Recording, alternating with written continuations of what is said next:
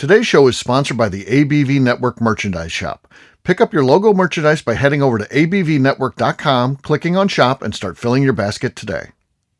We are also sponsored by the Bar to Go. The Bar to Go offers a fully customizable carrying case that allows you to take your favorite distilled spirits or cocktail ingredients with you. Whether you're looking for something for yourself, a customized gift, or logoed items for your business gift shop, the Bar to Go can help. Check them out at thebar2go.com. That's the number 2 in the Bar to Go. Don't forget our friends at Neely Family Distillery now ship their unique distilled spirits directly to you. To order yours, simply call 859-394-3258. Tell them the ABV Network sent you. And now, on to the show. Let's drink!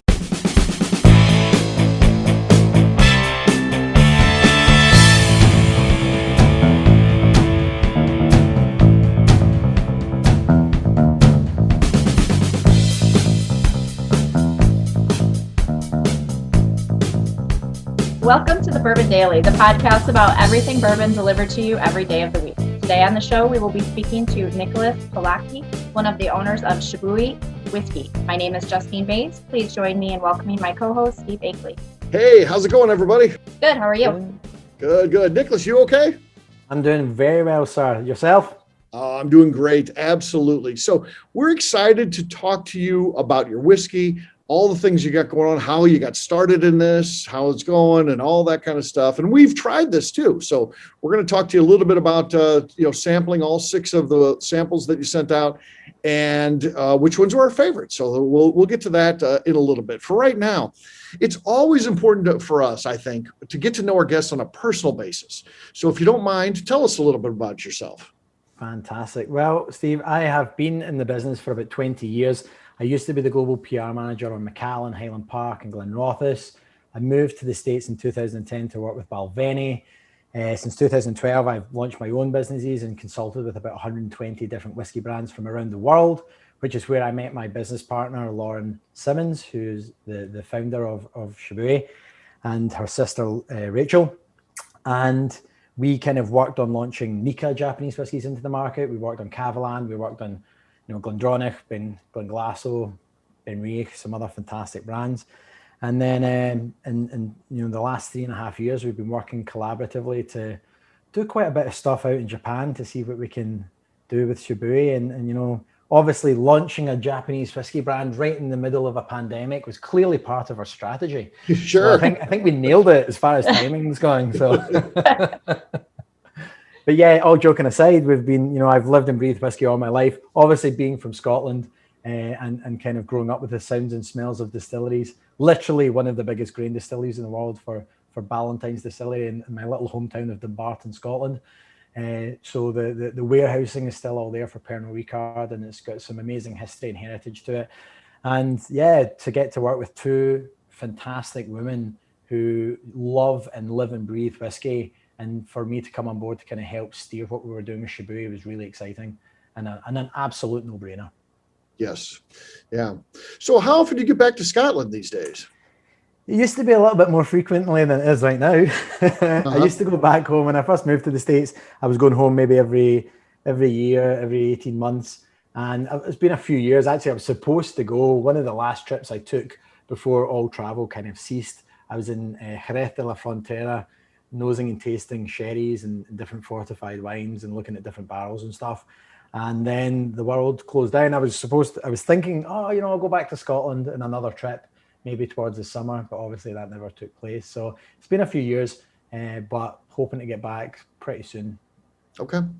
This next one is just kind of a personal question. I just want to ask, because we're a bourbon show, of course. You're coming on the Bourbon Daily, and that's what we know. And a lot of bourbon fans do travel over to Scotland, and they love going to the distilleries. And we'll hear, from their perspective, from a bourbon fan perspective, going over to Scotland. I feel like you're kind of the reverse of that. You grew up in Scotland, and then you probably came to the States and been able to go to some distilleries here. So the first question is, have you done that? And if so, how do you compare and contrast a bourbon distillery versus what they're doing over in Scotland? Absolutely. I visited distilleries over here. Okay. It's one of my most favorite things to do. Mine too. Of course, absolutely. Whether it's, spending time in Kentucky, whether it's spending time in just other parts of the States where they're making some really interesting whiskeys and doing some fun stuff. But for me, the major contrast, which is really easy, is Scotland's not known for its heat, and it has such an impact on the maturation process, which is the one thing I have such a passion for: great wood and oak and understanding maturation and the influence that can have on any whiskey from around the world. And in Scotland, it's a slow and steady process. And in Kentucky, just the climate it completely changes the whole dynamic of maturation. And it makes the whiskey makers and the master blenders in Kentucky have to be so vigilant and so careful and so clever about their blending processes, that just their stock, the way that they manage stock and look after stock is just impeccable. And how many times have you heard this story where some distillery in Scotland's like, oh, we just found a 60-year-old barrel, we didn't even know we had it. Like, that would never happen in Kentucky. It would never, ever in a billion years happen in Kentucky. Mainly because you wouldn't want it to get to 60 years. It would be my initial thought. But also those stocks and inventories are so closely guarded.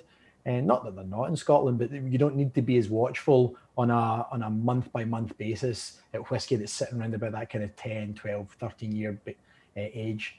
And you definitely have to do that with American whiskies and bourbons in that type of climate. So super cool. Yeah, that's very cool, and I love how you answered that, and the fact that the maturation process is different in the U.S. and how we have to stay on top of that. I always respected in Scotland. I respected their love and respect for the grains. The use of local grains, and sometimes even if it depends on the whiskey, that they're talking about a fall harvest versus spring harvest, and in the U.S. and it's starting to change a little bit. We're seeing the craft really pushing the big guys to look at heritage grains and non-GMO stuff and all those kind of things versus yellow dent number 2, which is basically, livestock feed, which was used in bourbon making for so long, not really respecting the grain, just as it was a commodity that's used to get from point A to point B, to get from raw products to making whiskey. And now the idea of kind of what they've been doing in Scotland forever, really respecting that grain and know that if you put the quality in up front, it's going to yield a different profile on the back end. So I love that. Yeah, absolutely. And I always joke, we're not making beer, so we certainly treat grain a lot harsher than our brewing friends would in Scotland. We're trying to get as much yield as possible. So, we're looking for as much alcohol yield. We're looking for as much flavor profile that we can pack into at that point. Yeah. And I think we've been fortunate, the agriculture has shaped the whiskey of Scotland so beautifully. Similarly here in the States, but in Scotland, we're an embarrassment of riches with our barley and with our wheat. And, we can produce amazing, oily, mouthfeel, new make spirits because of the abundance of grain and the options of grains that we have. So that's always fun. Absolutely. Justine, any questions on the personal side? Obviously, after the break, we'll get to the business stuff, but anything you want to get in before we head out to break? No, I'm just fascinated by your accent. I'm sorry. Justine, this is my New Jersey accent. I don't know what you're talking about. Come on.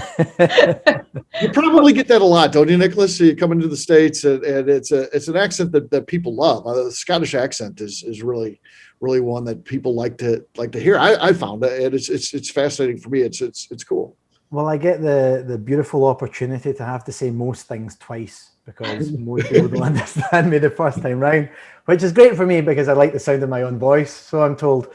So, all joking aside, I've loved the time that I've spent in the USA. This country's been really great to me, and I love going back and forth. And I highly recommend, if you like the accent, Justine, make the point of going to Scotland whenever you can get over there safely, and I'm sure your accent will go down a treat there as well. Okay, we'll do that. It is on my bucket list. So yeah. There we go. Absolutely. What we'll do next, we'll take a quick break, and then when we come back, we'll talk to you about your business, what you got going on with your whiskey, and we'll be sharing which ones are our favorite from the product lineup. We'll do that in just a few.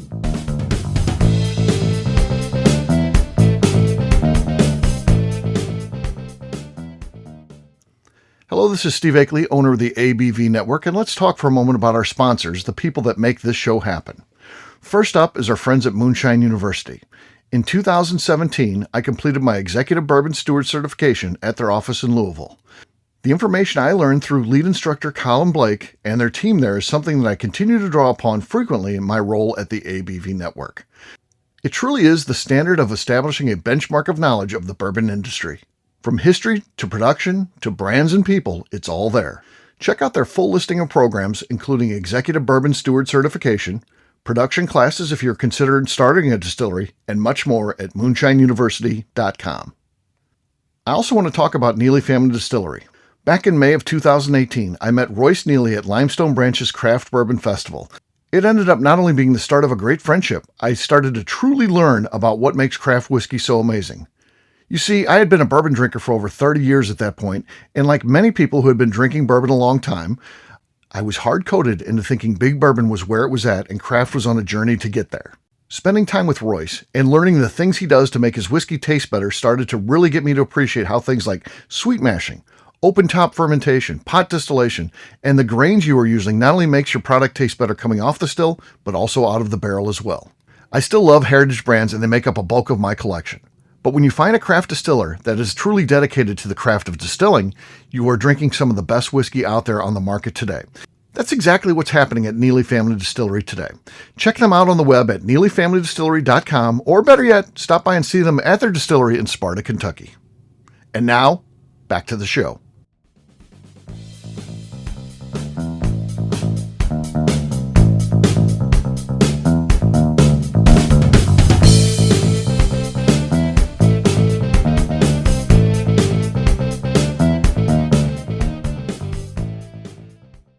I'm Davey Waltz. And I'm Adina.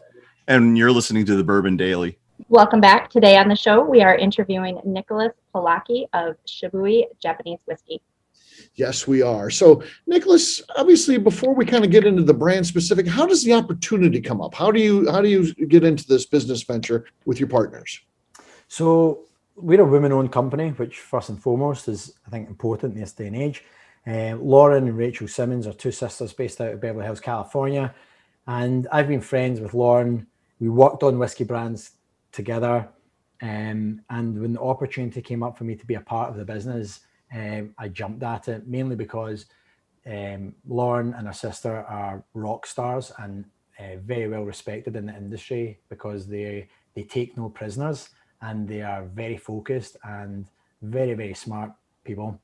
And for me to come on board and kind of start to put my whiskey chops behind what we were doing, especially with Japanese whiskey. And I think, I'll cover the question before it's even asked. People are always going, what's a Scotsman doing talking about Japanese whiskey? And it's such an interesting and exciting environment for us to be in. And we have amazing partnerships in place in Japan.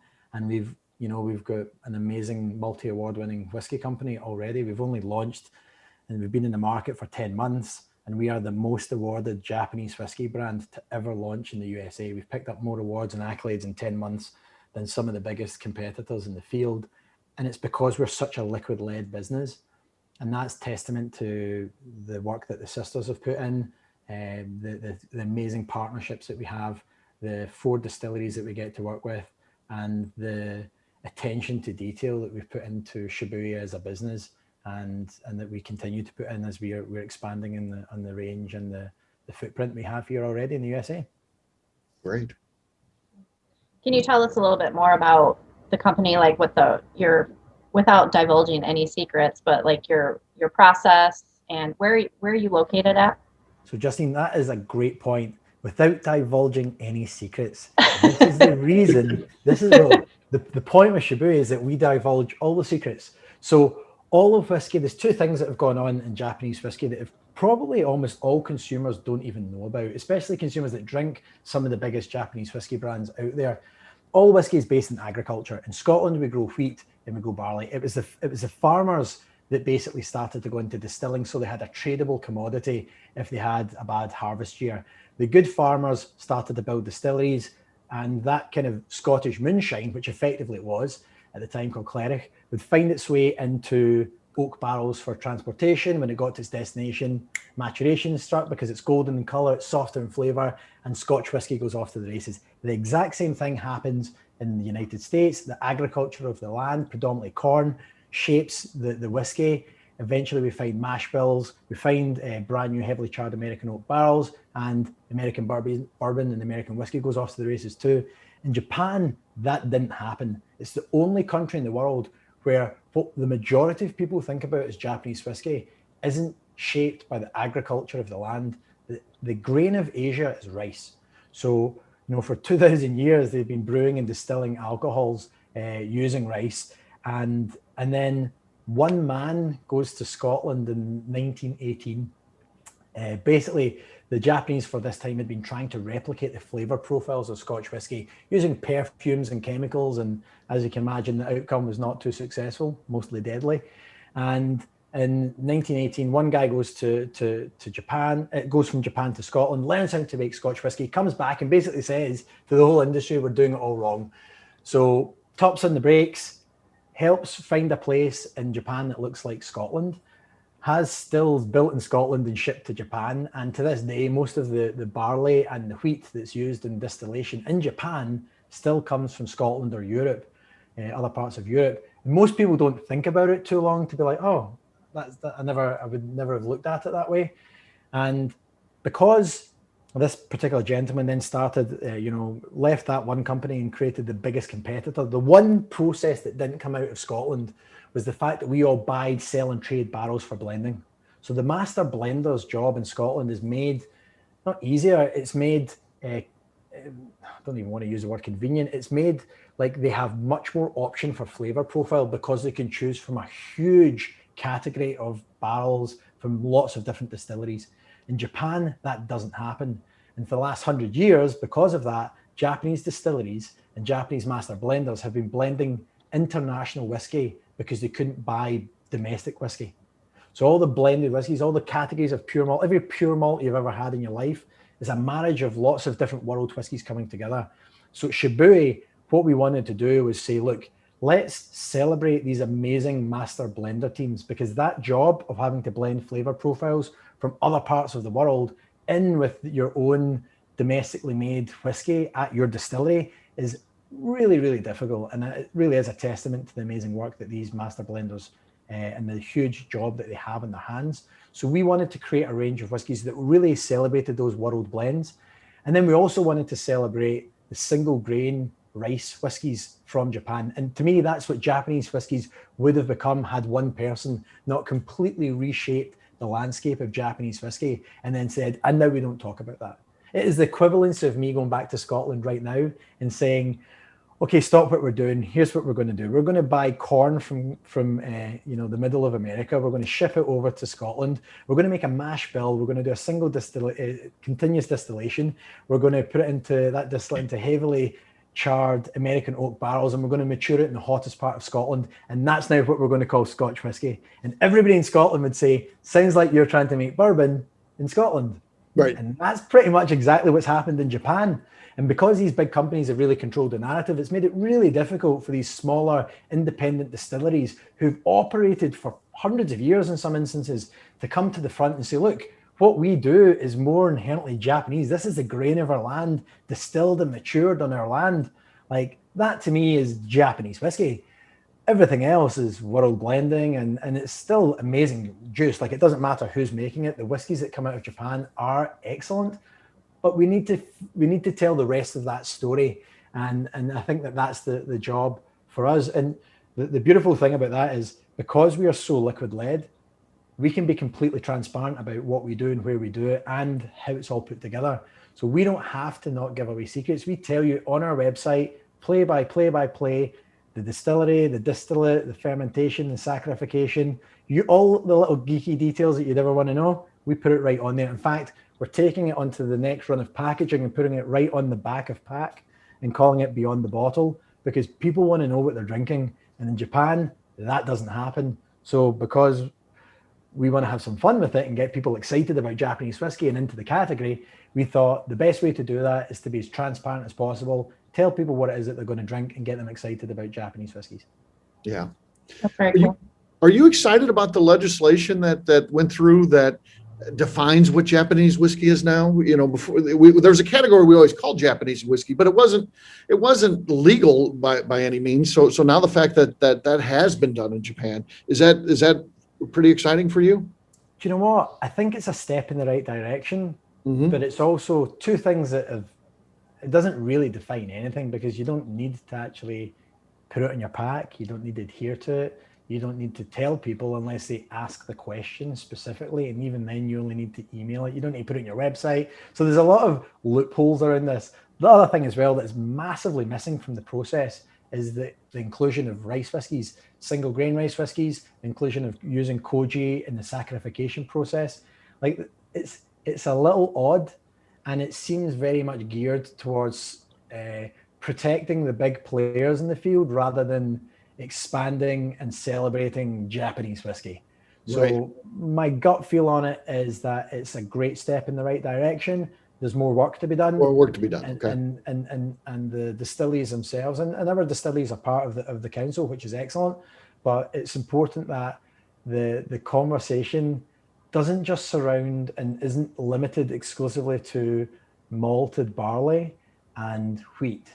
So Okay. I think that would be my number one talking point on it. I think it seems very narrowly focused, and it only really protects a couple of major players that want to make sure that that's the way it stays. So it's a really interesting dynamic, and I think it will continue to shift over the next kind of 10, 15 years. Similarly, the way things have happened at the Scotch Whisky Association and how we have managed and championed the rules and regulations around Scotland, and similarly for the world of bourbons and American whiskies. So Yeah. So can you tell us a little bit about your product lineup, about the whiskeys? Absolutely. So we have 9 whiskies currently in the market. We have 3 whiskies that we refer to as our world blends. Those all come from our distillery in Nagata. And basically, they include Grain Select, which is 100% wheat whiskey. It is continuous distillation. It is a marriage of Japanese wheat whiskey and Scottish wheat whiskies. We use bourbon cask and Oloroso sherry cask for both those maturations. And then when we marry those world whiskies together, we finish everything in a rare Japanese Mizunara oak. Again, very, very particular type of flavor profile. Smells like coconut and incense. It's almost like walking inside a temple when you smell inside of a Mizunara barrel. But basically, it gives it that. I talk about it as the rug that ties the room together from The Big Lebowski. That makes it inherently Japanese to me. And it's something that you can't replicate anywhere else. And it's usually something that's held for, whiskies over $100 price point. This is our entry-level whiskey, and we're already flexing our muscles on that. All Shibui is 100% natural color as well. So when you want to talk about being natural color, you need to make sure you're using great oak. If you use great wood, then it's comfortable to talk about natural color. And that's what we do right across the range. Our pure malt is absolutely superb. Again, it's the same process, but we use 100% malted barley. It's double copper pot still distillation. And again, we're marrying Japanese malted barley whiskey with Scottish malted barley whiskey, and then finishing it all in that Mizunara oak. And then we have our pure malt 10-year-old, which is just a big brother version of those two, of the non-age statement version of the pure malt. And pure malt's great because it's a category that the Japanese whiskey companies have really shaped out for themselves. I think they just probably could have gone the next step forward and explained what that meant, which was that they were using other world whiskies in their blending process. That is definitely something that we talk about openly, and it's something that is almost standard right across the board. I cannot tell you another pure malt whiskey from Japan that isn't doing that. We just actively want to make sure that people are aware of it and the history and heritage behind that process that made those blenders so cool. And then we have 6 whiskies from 3 different distilleries across Okinawa. And these are hands down some of the best whiskies I think I've ever had in my life. And I'm not saying that just because I'm part of the business. I'm saying that because it made, I'd never tasted whiskey like it. And I think that's the thing that makes me so excited about the potential for what single grain rice whiskies could look like from Japan. So we have an 8-year-old small batch sherry cask. We only make 500 cases of that a year. Comes from Shinzato Distillery, which was built in 1846. We have a 10-year-old bourbon cask, which the bourbon cask again comes from Shinzato. 1846, as you can also imagine, is before 1920, when Japanese whiskey was supposed to have been created. So it's interesting when you start to look at the history and heritage of all these distilleries and what they've been up to for such a long period of time, distilling amazing spirits and going through that stepping stone process of understanding maturation and oak maturation and getting to those principles that every other world whiskies had to go through. We have a 10-year-old white oak, which is, scored 95 points at International Wines and Spirits competition, 95 points at Ultimate Spirits Challenge, was a finalist for the Chairman's Trophy. It was a top 20 best whiskey in Forbes magazine. It really is absolutely spectacular. It's from Masahiro Distillery, which was built in 1883. We have a 15-year-old sherry cask. It's first fill sherry cask, but it's Manzanilla and Fino sherry cask. Again, we use premium indica long grain rice. We use indigenous black Okinawan koji in the saccharification process. All super geeky, but it's about packing flavor into the mash, packing flavor into the whiskey. We're talking about single grain rice whiskies, and people expect them to be kind of super light and delicate, and they are not. They are big, bold sons of guns of whiskies. And if people didn't tell you they were a rice whiskey, most people I don't think would ever guess that. Then we have our 18-year-old, which is from Kumison Distillery. It is a refill Manzanilla and Fino sherry cask. It's a single stainless steel pot still distillation, and it is out of this world. Much more kind of umami, shiitake mushrooms on the front note, and then all that tropical fruit note that you kind of get with the rest of the range starts to plow through there as well. And then we have a rare cask reserve 30-year-old, which is very limited, very exciting, and just super delicious. We have a couple of new things coming later this year. We've got a 23-year-old rare cask reserve. We've got some lightly peated whiskey that we're just signed off on as well, which are non-age statement and a 10-year-old, and they are out of this world. Like I'm so proud of our master blender team in Nagata for that, because it's a big ask, and the liquid that they've produced for us is out of this world. And I'm super excited about what that'll look like in the as we continue to grow the brand. Very cool. Well, Justine and I did try 6 of these offerings. So here I'll give you the 6 for breakfast. Steve, was that for breakfast? Well? Yeah. That's we had it with some pancakes. So nice. The first 2 we had a non-age stated single malt and the 10-year-old single malt, and then we had a non-age stated grain select whiskey. And then we had the 18-year-old sherry cask finish. And then we had the 2 10-year-old products, the single grain whiskeys, the bourbon cask, and the as well as the virgin wood one. So those are the 6 that we had. Justine and I talked just for a brief minute here before you came online, and we went through our favorites, and our top 3 was the exact same, just different order. Okay. I believe. So we both ended up liking the top 3. At the bottom of my list, I'm not, though I think they're better than most that I've tried. I'm not, the single malt type of whiskey guy. Just as a bourbon fan, and those sat at the bottom. But I really liked the other 4 a lot. So okay. I thought those were really great. And Justine kind of hit it on a couple of the ones at the top. She said that almost they're sweet, kind of, but have some other elements, almost like a saltwater taffy, right, Justine? Yeah, they kind of have like a sweet and salty component, and so it just reminds me of saltwater taffy. Yeah, nice. Yeah. So my top 2 are coming in at number 2 was the bourbon cask matured, which makes some sense. Obviously, some familiarity there, as you can imagine.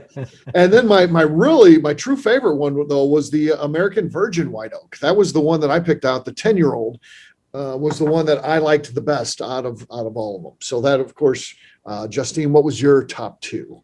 My top one was the sherry cask. Okay. And then my second one was the 10-year-old single grain that you just mentioned. Yeah. The American, Virgin oak. So your third place one was the bourbon cask finish. My third place one was the sherry. So again, we had the same top 3, just different orders. So I thought that was pretty interesting. That's so pretty awesome. Yeah. It's really interesting. But go ahead. Sorry, Steve. Oh, I just was saying, really very enjoyable. I really like these a lot, for sure. They're drinking whiskeys, something that you can enjoy sipping, and really, really congratulations on what you have going on there. Thanks very much. We're very fortunate. We've got a great team. We've got a great group of people in Japan. that help us do what we do best. And, we're laying down a ton of product as well. That's the thing that makes us so different. Like, we're investing so heavily, with 10-year stock plans right across the board for everything that we do. The biggest frustration, I think, with Japanese whiskey in the USA is that people can't get it. And there's this understanding or thought process that it's super rare and super sought after. The reality of it is that these distilleries are big distilleries. Some of the biggest distilleries in the world out in Japan, especially for the big brands. They just want to sell their whiskey globally, predominantly in Japan as their home market. And that means that age statement Japanese whiskies don't tend to find their way here to the USA as readily as they used to be. And you don't need to go that far back. You can talk about it, 8-9 years ago, you couldn't give away Japanese whiskey. Literally, you couldn't give it away. It was a add-on that distributors were giving to people if they could take cases of other product. And now, getting your hands on great award-winning Japanese whiskey is just super difficult. For us, we wanted to make sure that we could continue to bring age statement Japanese whiskies into the USA. And this is our only market. We do not sell anywhere else. So we bring these whiskies in exclusively right now for the US market. And that means that we've got availability right across, I think we're in 32 states now at the moment. So in a short space of time as well. So we're really, really fortunate to get amazing distributor partners right across here in the USA and some great stores that carry our brand. So hopefully people can go out and easily get them and tell us which one they like. It's funny that I actually thought you were going to say that you liked Grain Select. So Grain Select is our entry level whiskey. It's, under $50 a bottle. And to me, I love it because it's wheat. And wheat's sweeter, but I get what you're saying. If you don't like that kind of, it's definitely much more intrinsically what people would think around with the Scotch whiskey flavor profiles, especially when you go into the pure malts, which are malted barley, the pure malt 10-year-old. The wheat whiskey I like because I like wheated bourbon. And it's still light, but super complex. It's still got notes of like jasmine tea and kind of sea salt caramel and kind of white pepper. But it's just easy. Like I can just toss that back, like, juice for grown-ups. Yeah, absolutely.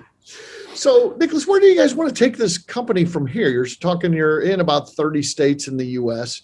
Yep. And are you looking to get across the U.S. and then you're looking to take it further from there? Then again, what we would say is international to around the world. Yeah, I mean, for us right now, I think for next year, we'll look at opening up all the control states. So initially, we've done everything ourselves. So there's basically a 4-person team, believe it or not, that has done all of this amazing amount of work. Lauren, Rachel, Brett, and myself. We've just started to expand. We hired our first person in Texas. So we've got Vincent, who's out working the Texas market. We're looking at hiring some more people. Actually, we're looking for people in Florida. We're looking for people in Chicago, New York, and a couple of people in California. So if anybody's out there and listening and wants to come and sling Japanese whiskey for a living, give me a holler. But all joking aside, we're building this brand for longevity. We're building it, we've all worked for different whiskey companies across the years, and we're trying to take the best parts of all of those businesses that we've seen in the brands that we've worked on and apply them to our own business and try to avoid the pitfalls that we've also seen with some of the bigger companies that we've worked with across the years. And fingers crossed, for what we've seen so far, we're expanding, the range of whiskies. We have amazing access to Japanese whiskies, and we're already, leaps and bounds and kind of climbing up the ranks of brands in those categories. My goal is to be in the top 5 Japanese whiskey brands in the world within the next 2 years. And the way that the business is growing at the moment, we could easily see that happening. So it's an exciting time where I think, being liquid led and being a team of whiskey people, like there are some Japanese whiskey brands out there and you need to, become a forensic detective to figure out where they come from and who makes them and who's behind the brand. And for us, we're pretty transparent. You can come and say hi. We're out there doing tastings and training and education and trying to get people excited about the category and make it accessible and make it fun. Like I think, the category of Japanese whiskey can be seen as a little stuffy.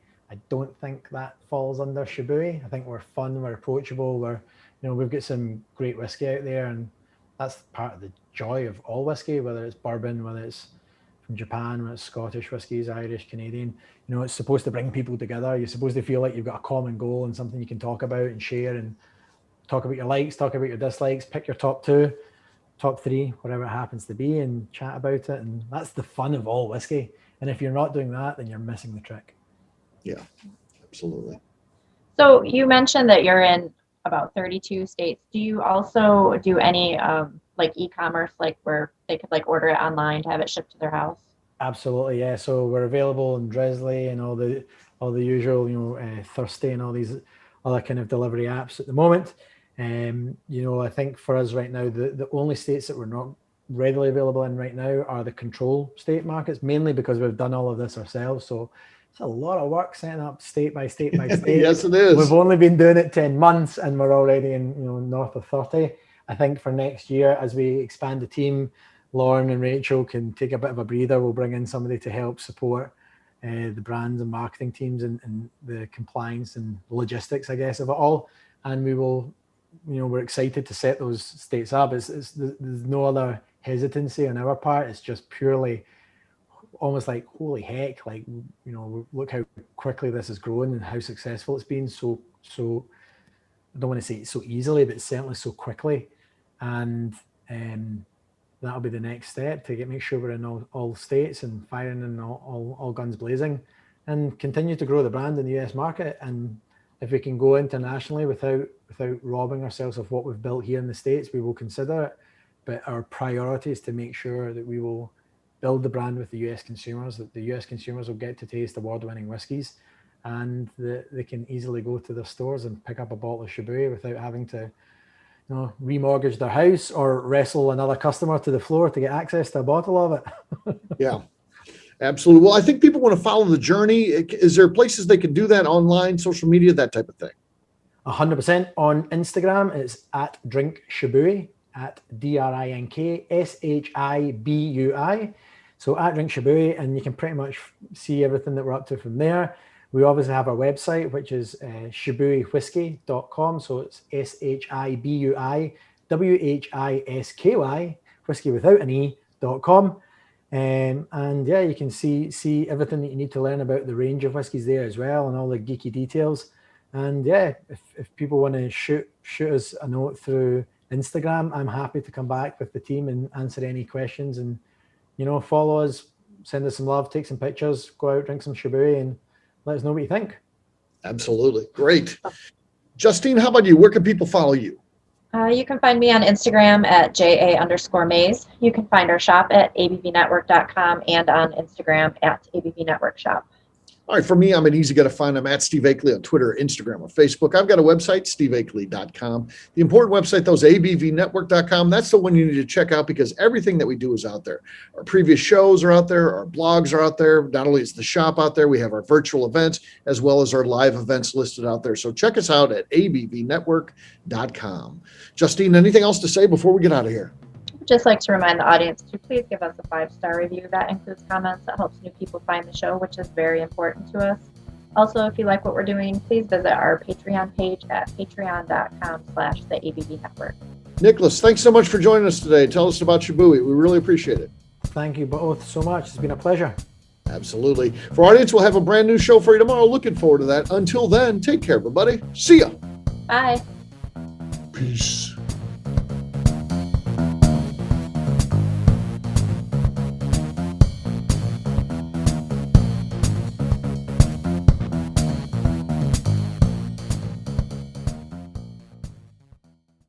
Before we finish the show, let's chat for a moment about Moonshine Still Pro. Moonshine Still Pro has a full line of products to help the home distiller. Whether you just want to experiment on a small scale on the stove in your kitchen or try your hand at a bigger setup in the backyard, Moonshine Still Pro can help. They have different still offerings as well as accessories and even grains from Goldstone Mill to help you make whiskey on par with what you get from your favorite distillery. They can even assist with a DIY still project by supplying some of the parts you can't make yourself.